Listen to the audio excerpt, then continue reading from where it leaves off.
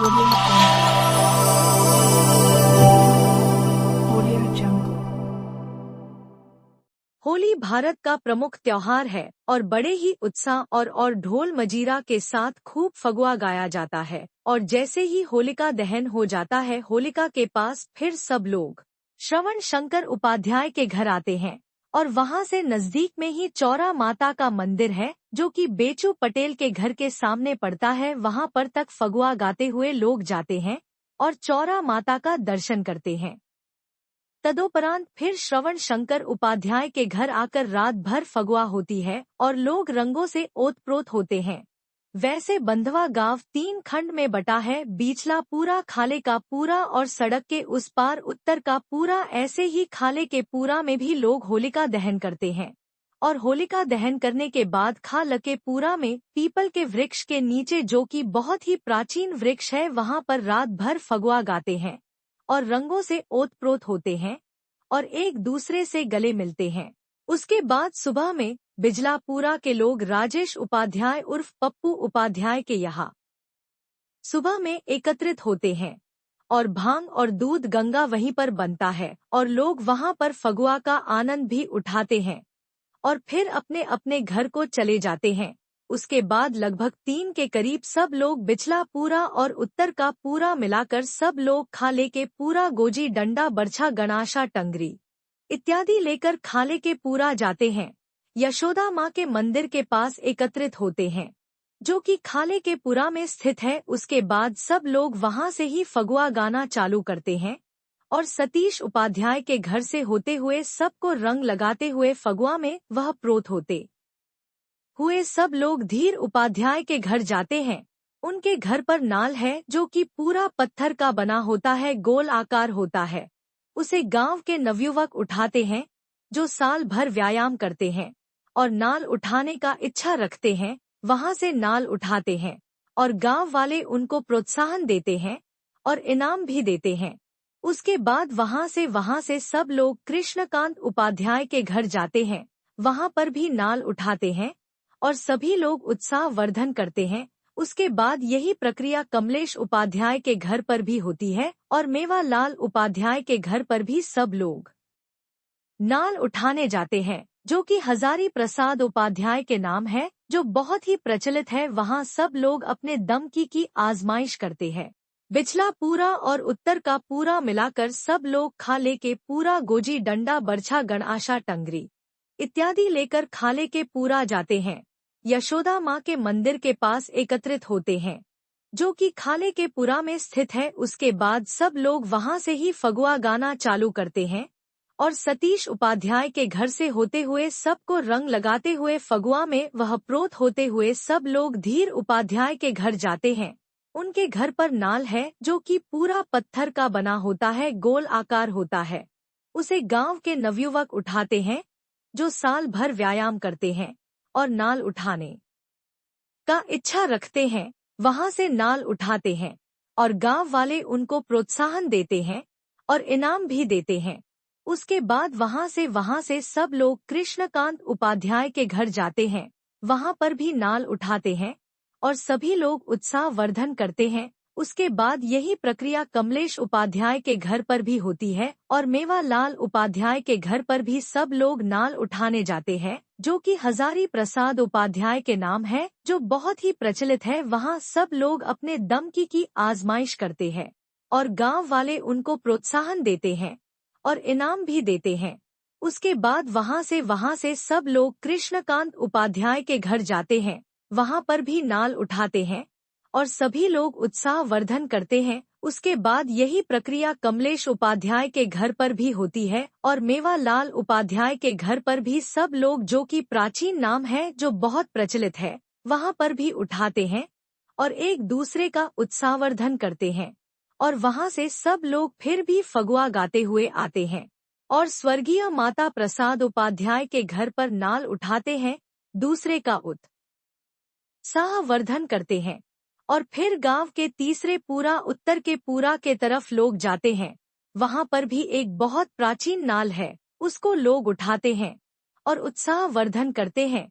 कुछ लोग इनाम भी देते हैं 50 किलो से लेकर 1.5 कुंटल तक की नाल होती है जो पूरा गोल आकार का होता है और उसे ही लोग उठाते हैं।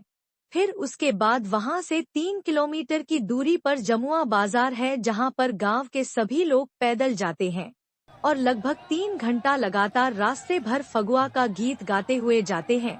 पूरा अपना हथियार से लैस पूरे गांव वाले, कोई गोजी लिया है, कोई डंडा लिया है, कोई फरसा लिया है, कोई गंडासा लिया है, कोई तलवार लिया है, सब लोग लेकर जमुआ पहुंचते हैं और बखूबी तरीके से हजारों की संख्या में होली का आनंद लेते हुए जमुआ में पोखरे पर स्थित भगवान शिव के मंदिर पर शिव का फगुआ होता है और फिर वहां से लोग गांव की तरफ चले आते हैं। बाजार से घर के लिए मिठाई वगैरह लेना, बाजार में पान खाना, एक दूसरे से मिलना, उसके बाद अपने गांव की तरफ सब लोग चले आते हैं।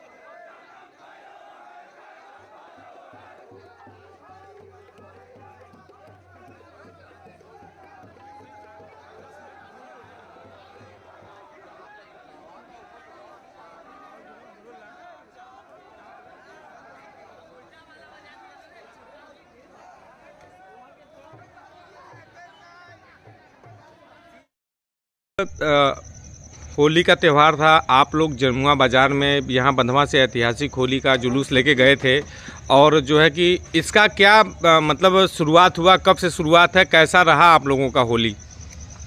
ये विगत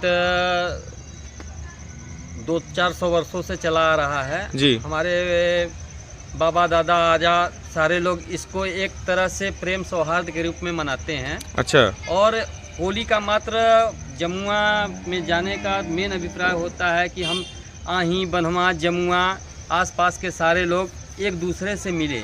जहाँ मेला हो, जहाँ मेल हो, उसी को मेला कहते हैं। तो एक तरह से पहले के ज़माने में परंपरा था कि उतना लोग बाहर लोग जाते आते नहीं थे, तो मेला के रूप में एक होली हुआ, दशहरा हुआ, इस रूप में हम लोग जाते हैं और मनाते हैं। आप जो है कि अभी मतलब इस तरीके से सौहार्दपूर्ण इस जो है कि एक तरीके से जुलूस को कहिए कि मतलब करवाए हैं, और आप ग्राम प्रधान के मुखिया पद के भावी प्रत्याशी भी हैं, और गांव के लोग आपके ऊपर काफ़ी विश्वास भी करते हैं, जो आज सब लोग अच्छे से इस जुलूस को निभाएं, उसके उन लोगों के बारे में क्या कहना चाहेंगे? ये गांव के सारे लोगों का मैं बहुत बहुत धन्यवाद देना चाहता हूं, शासन प्रशासन का धन्यवाद देना चाहता हूं। इसमें सारे लोगों का काफ़ी सहयोग रहा है।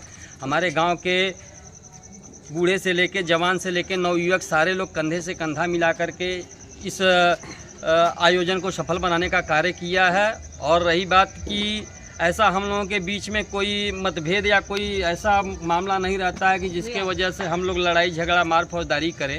इसको प्रेम के रूप में हम लोग मनाते हैं, और सारे लोग एक दूसरे से गले मिलते हैं, अबीर लगाते हैं, गुलाल खेलते हैं, और सौहार्दपूर्वक मना करके उसके बाद वापस अपने अपने घर को चले जाते हैं। ग्रामवासियों के लिए क्या संदेश देना चाहेंगे? ग्रामवासियों को मैं सारे ग्रामवासियों को मैं हार्दिक अभिनंदन और वंदन करता हूं, और मैं होली की हार्दिक शुभकामनाएं सपरिवार सारे ग्रामवासियों को और प्रदेशवासियों को देना चाहता हूं। ठीक है।